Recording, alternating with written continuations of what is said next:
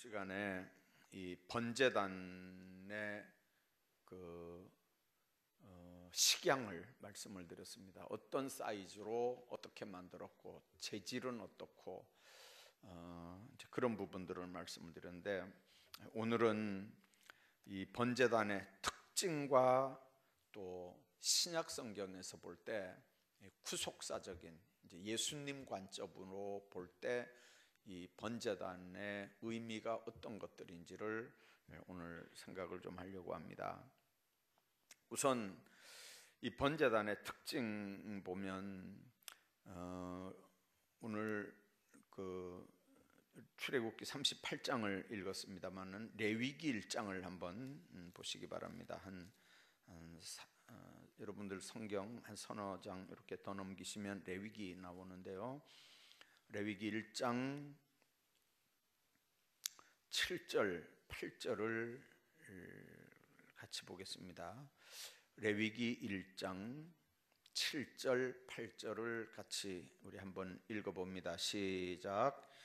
제사장 아론의 자손들은 제단 위에 불을 붙이고 불 위에 나무를 버려놓고 아론의 자손 제사장들은 그 뜬 각과 머리와 기름을 제단 위에 불 위에 있는 나무에 버려놓을 것이며, 자 이렇게 이제 단 위에 불, 그리고 그 위에 나무, 그리고 그 위에 제물을 얹어서 하나님 앞에 불사르도록 그렇게 했습니다. 이것이 화제라고, 하나님께 향기로운 냄새라고 레위기 1장에 그렇게 말씀을 합니다.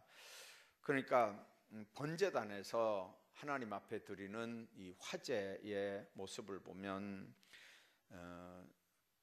우리가 생각할 때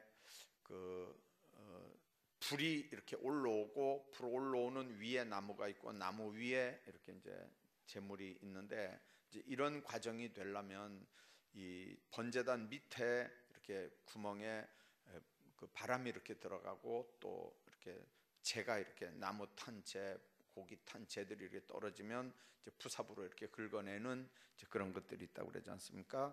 그래서 불과 나무와 제물을 쌓아놓는 순서는 제물을 완전히 소각할 수 있는 순서입니다. 그리고 그 연기가 그 제물이 완전히 타서 나무와 제물이 다 타서 재가 돼서 밑에 떨어질 때까지 계속해서 연기는 위로 올라가도록 그렇게 되어 있습니다. 그래서 여호와께 향기로운 냄새가 드려지게 하기 위한 방법으로 하나님 앞에 그렇게 했던 걸 우리가 봅니다. 그래서 냄새가 하나님 앞에 드려지는 제사, 이게 이제 화제고요. 향기로운 냄새다 그렇게 말씀합니다. 그러니까 하나님의 번제단의 특징은 뭐냐면 불이 올라가야 되고, 불 위에 나무가 항상 태워져야 되고, 나무 위에는 항상 이제 번제물이 항상 이렇게 있는 제사, 이게 번제단의 특징이었습니다. 그리고 레위기 9장에 보면 이 번제단에서 제일 만들어 놓고 제일 먼저 하나님 앞에 예배드린 게, 제물 드린 게 언제였냐면 레위기 9장에 보면 아론과 그 아들들이 위임 제사장 위임 예식을 할 때 하나님 앞에 그 번제단에서 제물을 처음 태우면서 하나님 앞에 제사를 드렸던 걸 우리가 봅니다. 제가 이런 얘기 한번 한 적이 있죠. 하나님의 심판이 어디서부터 온다고요? 하나님의 제단에서부터 온다 그랬습니다. 그 말은 뭔 말이냐면 하나님 앞에 심판받는 제일 첫 번째 사람이 요즘 말하면 목사입니다. 요즘 말하면 목사고, 그 다음에 장로님들이고, 이건 뭘 의미하냐면 이 구약시대도 마찬가지입니다. 제일 먼저 하나님 앞에 심판받는 사람들이, 하나님 앞에 범죄해서 송아지를 잡아서 제사 드려야 되는 사람들이 일반 족장들이 아닙니다. 일반 평민들이 아닙니다. 제일 먼저 누가 하나님 앞에 제사를 드려야 되냐면 기름 부음 받은 제사장들이 제일 먼저 하나님 앞에 제사를 드렸습니다. 이건 뭘 의미하냐면 제사장은 하나님과 백성 사이의 중보자들입니다.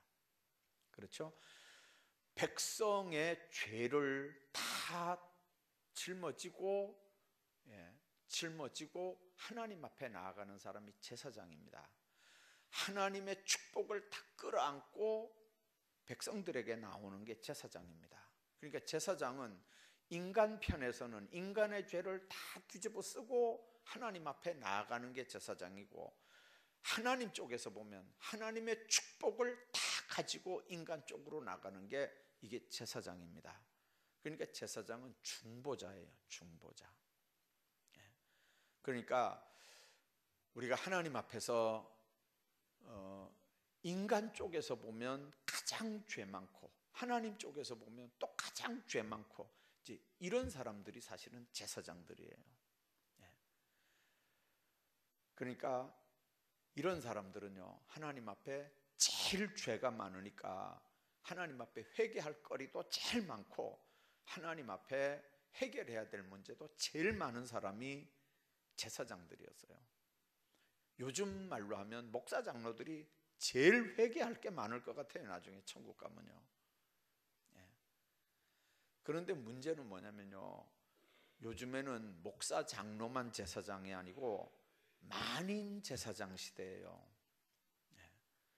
이게 만인 제사장이라는 말은요, 어떻게 보면 큰 특권인 것 같은데 어떻게 보면 이건 너무 무서운 말이에요.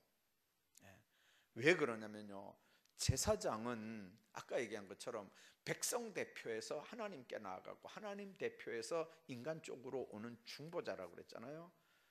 그 일을 어떻게 했습니까? 제사 드림으로 짐승의 피를 뿌려서 이 제사장 노릇을 한 거예요. 그런데 지금은 우리가 만인 제사장 시대에 이 역할을 어떻게 합니까? 우리가 예수 이름으로 이 역할을 합니다. 그래서 우리는 지금 말은 뭐 목사만 제사장이냐, 장로만 제사장이냐, 나도 제사장이다. 그러면 제사장 노릇을 해야 되죠. 그렇잖아요. 차라리 내가 제사장인 걸 모르면 죄가 없다 그랬어요.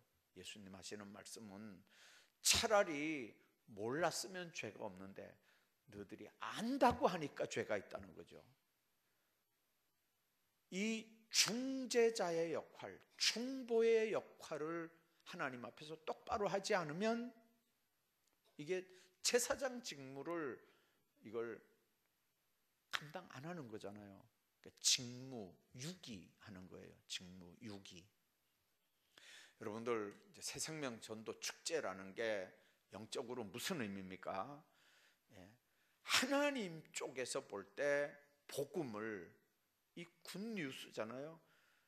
하나님이 육신을 입고 인간이 돼서 우리 모든 인간들을 위해 십자가에 못 박혀 죽었다고 하는 이 엄청난 비밀을 하나님 쪽에서 백성들에게 선포해야 되는 게 지금 저와 여러분들이 해야 되는 일인 줄로 믿습니다. 이거 안 하면요, 제사장 직무 유기하는 거예요. 제사장 직무 유기하는 거예요. 또 거꾸로 인간들 쪽에서 하나님 앞으로 나아가는 게 제사장이라고 그랬잖아요. 자, 그러면 저 사람들 이름 불러놓고 이름 적어가지고 하나님 앞에 기도하는 거예요. 저 영혼 주여, 저 영혼 하나님, 이 영혼 좀 어떻게 좀 해주십시오. 저 영혼 좀 어떻게 좀 해주십시오. 하나님 좀 살려주십시오. 그게 제사장들이 하는 일이라고요.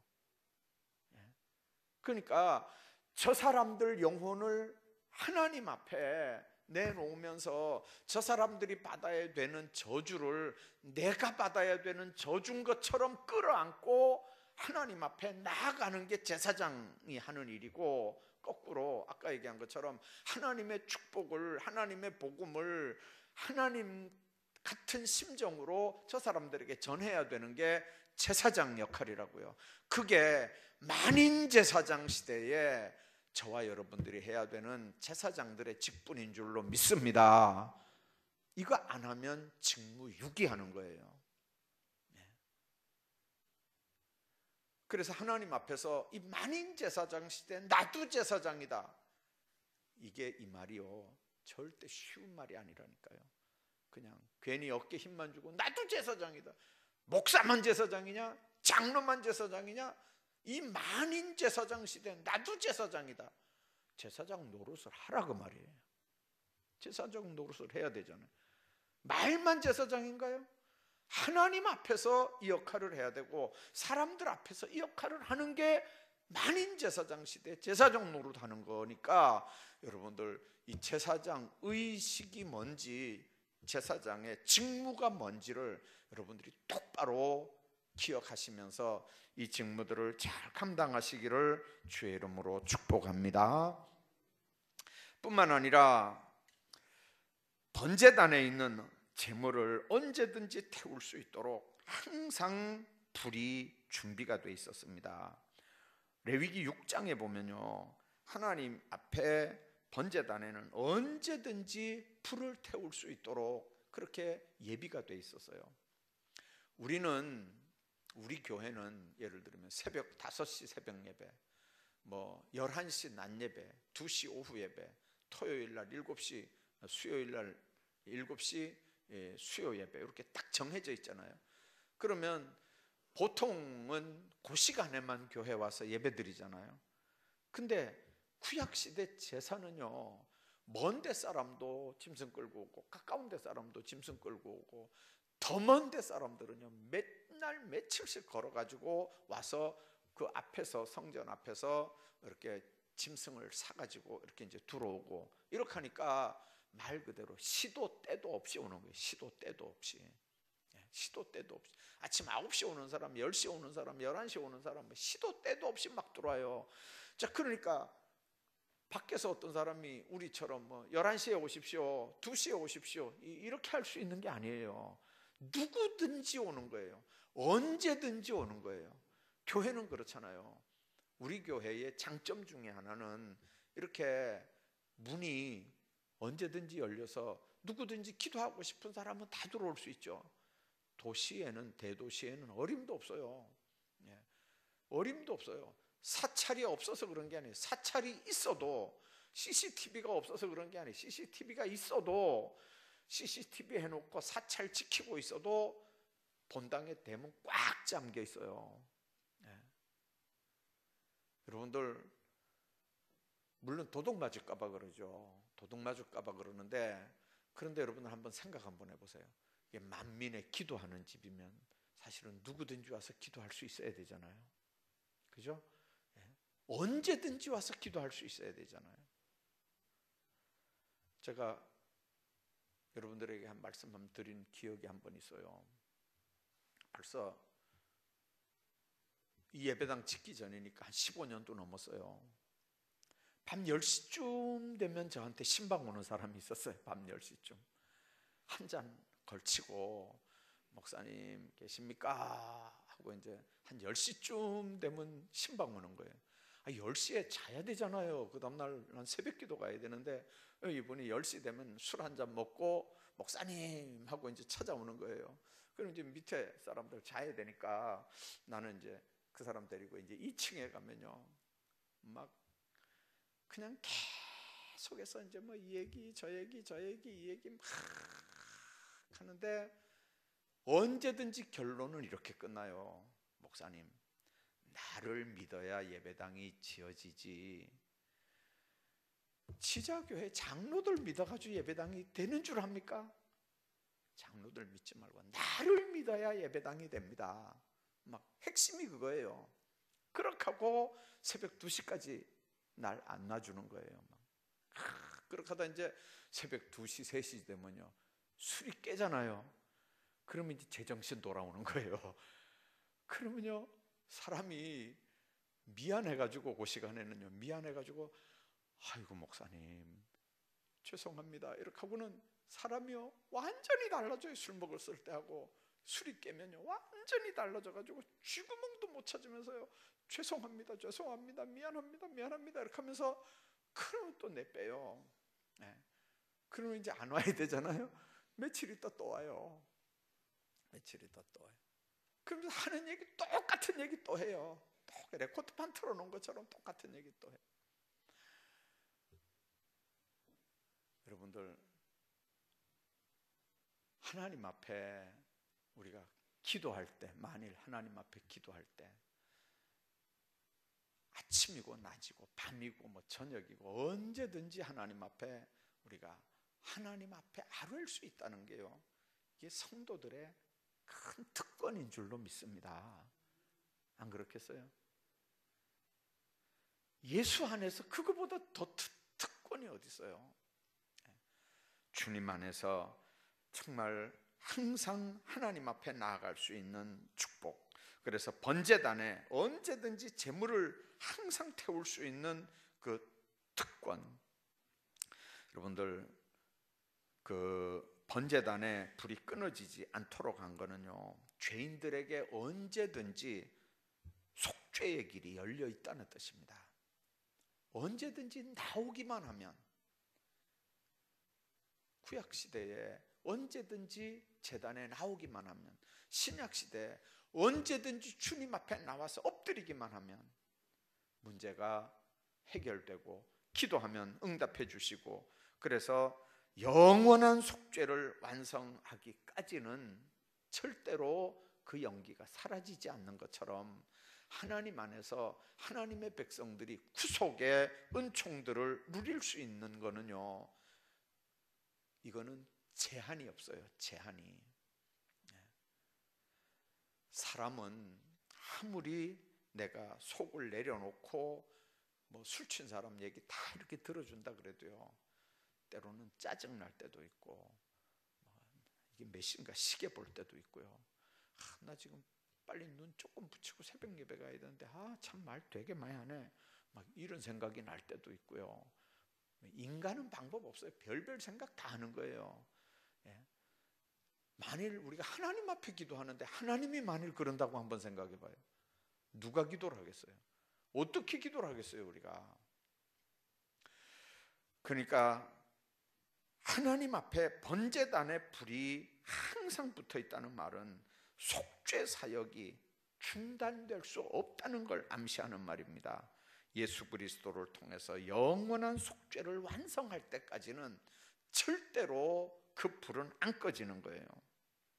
실제로 여러분들, 신의 광야에서 만든 놋단이 1445년 솔로몬이 성전을 완공할 때까지, 그게 주전 959년이거든요.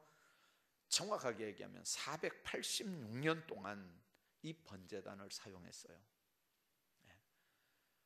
하나님 앞에 이 번제단을 500년 가까이, 486년 동안 이 번제단을 사용했다고요. 자, 그러니까 신의 광야에서 만든 그 놋단이 이 솔로몬 성전에 들어갈 때까지 사용했으니까 얼마나 몇백 년, 500년 가까이 사용한 거잖아요. 하나님 앞에 드려지는 이 번제단의 개념. 그래서 구속사적인 입장에서 우리가 이제 생각해야 되는 부분은 바로 이런 부분들입니다. 제단에서 끊임없이 타오르는 불은 죄를 소멸하는 그리스도의 복음의 능력을 상징하는 거죠. 하나님의 제단에서 제일 중요한 게 뭘까요? 죄를 속죄하는 속죄의 은총인데, 그게 가장 첫 단계로 나타나는 게 하나님 앞에 나를 드리는 일입니다. 지금도 성당은요, 들어갈 때 물 찍어서 이렇게 성수 뿌리고 들어가잖아요. 그게 의미가 있어요. 나중에 이제 그 물두멍 얘기할 때 그 얘기 하겠습니다만은, 지금도 우리가 기억해야 되는 건, 여러분들이 하나님 앞에 드리는 이 예배가 하나님 앞에 드리는 번제처럼, 여러분들이 구약시대 같으면 제물로 여기 앉아 있는 거예요. 예배 드리는 게, 구약시대는 제사잖아요. 그럼 여러분들이 지금 여기 앉아서 예배 드리는 거, 이거는 뭐예요? 구약 같으면 제사예요. 그래서 로마서 12장 1절 한번 보세요. 신약 성경으로 와서 빨리 한번 보세요. 로마서 12장.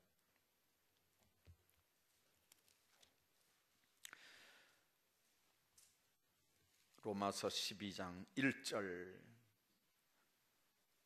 신약 성경 256쪽입니다. 256쪽 로마서 12장 1절 같이 읽어봅니다. 시작. 그러므로 형제들아 내가 하나님의 모든 자비하심으로 너희를 권하노니 너희 몸을 하나님이 기뻐하시는 거룩한 산 제물로 드리라. 이는 너희가 드릴 영적 예배니라. 뭔 예배라고요? 영적 예배. 영적 예배는 하나님 앞에 뭘 드리는 겁니까? 우리 몸을 하나님이 기뻐하시는 거룩한 산 제물로 드리는 겁니다. 예. 우리가 예배 드릴 때마다 그 사회 목사님이 그 성시교독하면서 예배 드리는 게 있죠. 아버지께 예배하는 자들은 영과 진리로 예배할 때가 오나니 곧 이때라. 아버지께서는 자기에게 이렇게 예배하는 자들을 찾으시느니라. 하나님은 영이시니 예배하는 자가 영과 진리로 예배할지니라. 영과 진리로 예배하는 거, 이게 영적 예배예요. 그러면 뭘로 드리는 겁니까? 우리 몸으로 제물 삼아 하나님 앞에 드리는 예배가 하나님이 기뻐 받으시는 영적 예배인 줄로 믿습니다. 그러니까 여러분들 예배 하나님 앞에 똑바로 드리셔야 돼요. 예배 드리는 모든 자세 하나도 하나님 앞에 정말 온전하게 드려져. 이게 지금 예배 드리는 요 모습이 지금 우리가 주님 앞에 드리는 제사 같은 모습이잖아요. 우리 몸으로 번제단에 올려놓고 우리 몸을 번제단에 올려놓고 하나님 앞에 드리는 제사 같은 게 이게 예배라고요. 그러니까 우리가 하나님 앞에 예배 드리는 모습 하나하나가 누구한테 올라가는 거예요? 하나님 앞에 올라가는 거죠. 그럼 하나님 앞에 우리가 어떻게 예배 드려야 되느냐? 여러분들이 한번 생각 한번 해봐봐요. 저는 예수 안 믿는 집에서 이렇게 신학교 갈 때까지 제사 드리는 거 옆에서 다 지켜봤어요. 제가 장손이기 때문에. 한 중학교 때까지는 저도 이렇게 제사도 지내고 뭐 술도 따라서 이렇게 붓고, 왜 그러면 어른들이 뒤에 딱 지키고 있는데 제가 감히 그거 안 할 수가 있나요? 큰일 나죠. 근데 중3 때쯤 돼가지고 은혜 받고 고등학교 1학년쯤 돼가지고 성경 읽으면서 이건 아니다 싶으니까요 딱 버티고 서 있었어요. 제사 드리는 때 딱 버티고 서서 술 따르라고 눈짓 이렇게 하면요 이렇게 삼촌들 하라고 아버지 하라고 막 이렇게 눈을 무섭게 뜨고 막 이렇게 하면요 막 이렇게 하고 그 눈에 선하거든요. 왜 그러냐면요, 그래도 예배 그 제사 때는요 소리 나면 큰일 나요. 소리 어디서 소리를 내요? 막 쿵쿵거렸다가 난리 나는 거예요. 이게 발가락을 이렇게 들고요 살살살 움직여야 돼요. 쿵쿵 어디 움직여요? 근데 그때 제가 이렇게 본 게 있어요.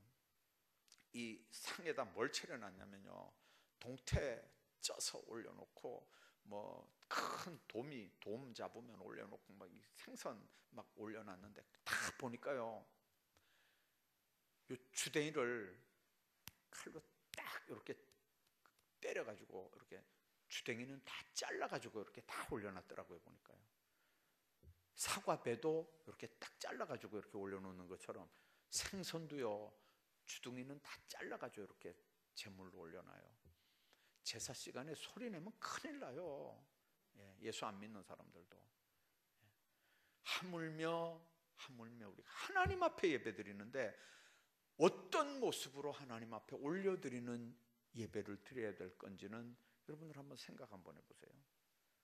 그래서 구약시대에 차라리 제사 드리지 말지, 제사 잘못 드렸다가 하나님 앞에 저주받은 집안이요 한두 집이 아니잖아요.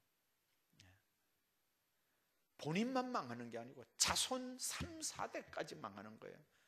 아브라함도 제사 잘못 드렸다가 400년 동안 이방에서 객이 된다는, 제사 한번 잘못 드렸다가 그게 뭐 하는 짓이에요?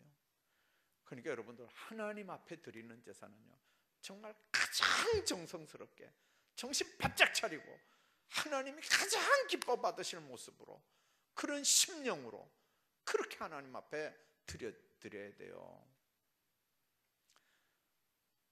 예배는 누구 받으시라고 드리는 거라고요?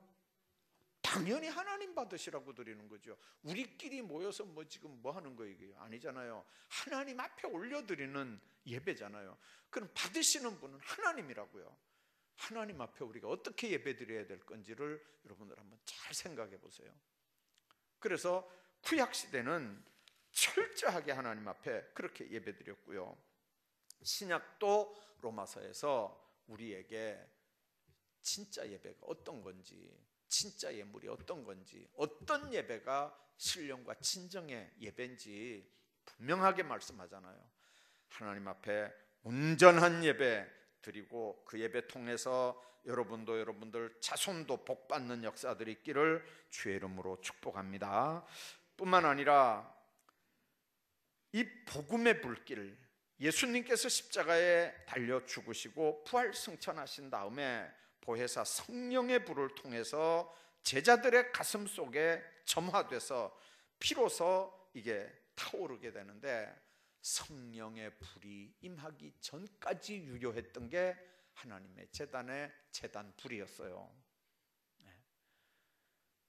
지금은 우리가 여기 지금 불 안 피우잖아요. 그런데도 계속해서 우리가 지금 중요하게 생각하는 게 뭐냐면 성령의 불, 성령의 불. 이거 불 꺼지면 교회는 끝나는 거예요. 하나님 촛대 옮기는 거예요. 촛대 옮기는 거예요. 요한계시록에 보면요, 언제든지 교회에 촛대가 있는 거 아니에요. 하나님께서 하나님 앞에 잘못되면요, 이 촛대는 반드시 옮긴다고 그랬어요. 옮긴다고. 러시아 교회도 촛대 옮겼었어요. 중국 교회도 촛대 옮겼어요. 북한 교회도 촛대 옮겼어요. 우리나라가 하나님 앞에 지금 너무 아름답게 쓰임 받잖아요. 참 요즘에 이렇게 제가 보니까 우리나라가요, 너무 살기 좋은 나라예요. 진짜 너무 살기 좋은 나라예요.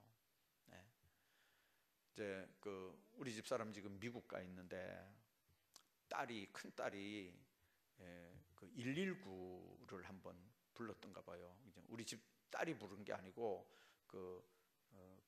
이제 유치원에 가서 이렇게 이제 하여튼 의식을 잠깐 잃었던가 봐요. 그러니까 이제 같은 엄마들이 놀래가지고 119를 불렀대요. 근데 119가 도착 아직 안 했는데 애가 이제 깨난 거예요.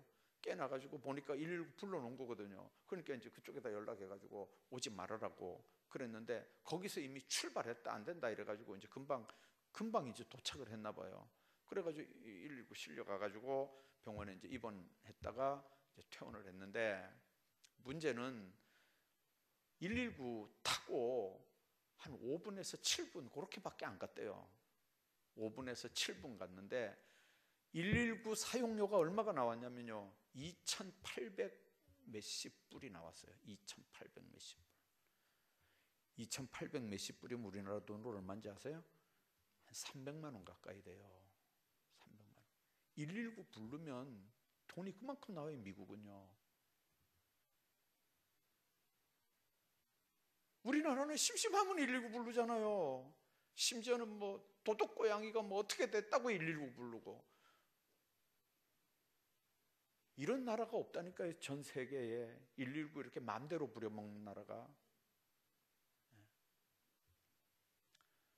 여러분들, 하나님 안에서 축복받은 나라지만 이 받은 축복을 감사할 줄 모르고 이걸 엉뚱하게 못된 짓 하는 일에 이 나라가 써먹는다 그러면요, 하나님이 이 나라 버리죠.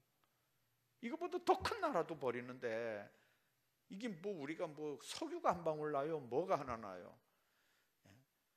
정말 하나님 안에서 우리 믿는 사람들이 기도하면서 이 성령의 불, 이 불 때문에 우리 교회가 사는 거고, 교회 때문에, 교회가 깨어 있어야 나라와 민족이 사는 거거든요. 하나님께서 우리가 애국가 부르는 것처럼 하나님이 보호하사 우리나라가 오늘까지 왔는데, 이게 이제 하나님 없어도 된다 그러고, 어제 아래 우리 도장 찍어서 다 뭐 동성애법 이런 거 냈잖아요. 참, 아니 요즘에는 이게 어떻게 돌아가는 거죠? 여자 결혼하고 남자 결혼하는 거 안 된다 이랬더니 이건 한 수 더 떠가지고 지금 어느 대학에서 신문에 난 거 보니까, 우리 경북에 포항에 있는 어느 대학인데, H로 시작되는 어느 대학이에요. 거기서 누가 데모를 하는 거예요. 데모를 했는데 뭔 얘기를 했냐면, 왜 한 사람이 한 사람하고만 결혼해야 되냐? 한 사람이 여러 사람하고도 결혼할 수 있지 않느냐? 요즘에는 그런 얘기가 또 나오나 봐요. 그래서 그거를 막 얘기하고 막 그러니까 교수 세 사람하고 막 이렇게 그거 안 되는 거라고, 이건 기독교 정신에 도입해. 그런다고 이게 이 사람들 교수 3명을 걸어가지고 고소를 했어요 지금요. 세상. 그래가지고 지금 교수 3명이 고소를 당해가지고 지금 재판 이제 해야 되는가 봐요. 이게 무슨 일인지 몰라요. 여러분들 한번 생각을 한번 해봐봐요. 성령의 불이 꺼지면 개인만 망하는 게 아니고요, 교회도 망하고요, 교회만 망하는 게 아니고, 교회만 안 되는 게 아니고, 결국 교회가 성령의 불 꺼지면 교회만 망하는 게 아니고 나라와 민족은 끝나는 거예요. 희망 없어요. 우리나라의 그 껌껌하던 시대에, 어두웠던 시대에 선교사들을 통해서 복음이 들어오고, 그 복음 때문에 교회가 세워지니까 눈이 열리고 학교가 세워지고 병원이 세워지고 여자들 목소리가 커지게 되고, 그러면서 오늘까지 온 거지. 한번 생각 한번 해봐봐요. 어떻게 해서 이 나라와 이 민족이 똑바로 됐는지를. 자, 그래서 교회가 성령의 불이 끊어지면 이건 교회만 망하는 게 아니에요. 개인도 망하는 거고, 가정도 망하는 거고, 국가도 망하는 거고, 다 망하는 거예요. 하나님은 성령의 불이 꺼지면요 반드시 촛대를 옮기셔요. 그 다음에 하나님 앞에 우리가 또 생각해야 되는 부분이 있습니다. 수많은 제물이 희생된 건 예수님께서 십자가에서 희생 제물이 돼서 이루실 영원한 속죄를 예표하는 거거든요. 놋제단의 희생 제물은 거기서 각이 떠지고 물로 씻어서 제단 위에 올렸지만, 제단에 올려진 그 제물 때문에 그 놋 번제단이 언제든지 피로 이렇게 물들어 있는 것이거든요. 예수님이 십자가에 달려 죽으시고, 그리고 손과 발에 다 피를 흘렸지만 마지막에 보면요, 죽었는지 안 죽었는지 확인하기 위해서 창으로 옆구리까지 찔러가지고 물과 피까지 다 쏟아낸 다음에야 나중에 아리마대 사람 요셉이 요청해서 십자가에 내려지거든요. 이스라엘 백성들이 드린 제물은 일시적인 속죄입니다. 그러나 예수님은 우리를 위해서 영원한 속죄 제물이 됐다는 걸 우리가 기억해야 됩니다. 히브리서 9장을 여러분들이 한번 좀 또 펴시기 바랍니다. 신약 성경입니다. 히브리서 9장 362쪽입니다. 신약 성경 362쪽 히브리서 9장 12절 말씀을 같이 한번 읽어보겠습니다. 시작. 염소와 송아지의 피로 아니하고 오직 자기의 피로 영원한 속죄를 이루사 단번에 성소에 들어가셨느니라. 염소와 황소의 피와 및 암송아지의 죄를 부정한 자에게 뿌려 그 육체를 정결하게 하여 거룩하게 하거든, 하물며 영원하신 성령으로 말미암아 흠없는 자기를 하나님께 드린 그리스도의 피가 어찌 너희 양심을 죽은 행실에서 깨끗하게 하고 살아계신 하나님을 섬기게 하지 못하겠느냐. 하나님께서 우리 백성들로 하여금 영원한 성령으로 말미암아 흠없는 자기를 하나님께 드린 그리스도의 피가 어찌 너희 양심을 죽은 행실에서 깨끗하게 하고, 그래서 우리가 그러잖아요. 저 사람 양심도 없는 사람이다 이런 얘기하죠. 저 사람 양심에 뭐 털이 난 사람이다 막 이런 얘기 하잖아요. 자, 그런데 너희 양심을 죽은 행실에서 깨끗하게 하는 건 예수 피밖에 없어요. 예수 피밖에 없어요. 그래야 하나님이 우리를 그 예수 피로 말미암아 온전하게 살리는 거거든요.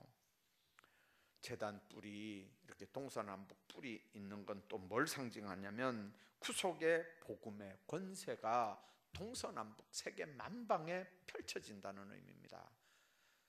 이스라엘 사람들에게만이 아닙니다. 복음은 전 세계 모든 민족들에게 이렇게 번져져 나갈 것을 향해서 이렇게 나갈 것을 말씀하는 거고요. 또 그 번제단 이제 운반할 때 자색 보재기를 사용을 했습니다. 그건 예수님이 입었던 홍포를 생각하면 우리가 금방 알게 됩니다. 그거는 왕의 의복입니다. 빨간색은 왕만 입었던 의복이거든요.